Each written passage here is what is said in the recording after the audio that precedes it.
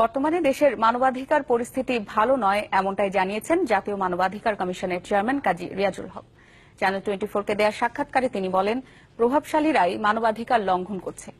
গেল 5 বছরে স্বরাষ্ট্র মন্ত্রণালয়ের কাছে 156টি ঘটনার প্রতিবেদন চেয়ে পাওয়া যায়নি বলেও জানান রিয়াজুল হক।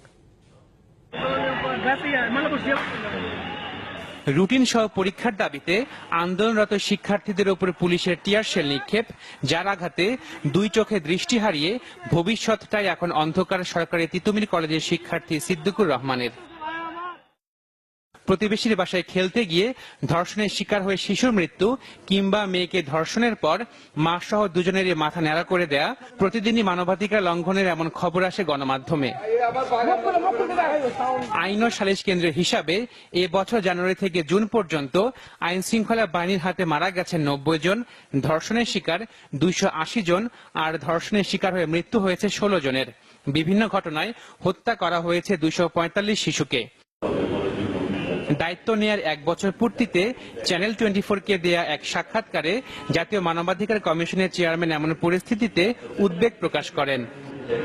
একটা প্রচন্ড সামাজিক অস্থিরতা রয়েছে এবং সব বলতে গেলে যে মানবাধিকার পরিস্থিতি আমরা দেখছি, আমাদের এক কথা বলতে গেলে মানবাধিকার পরিস্থিতি ভালো না বর্তমান সময়ে।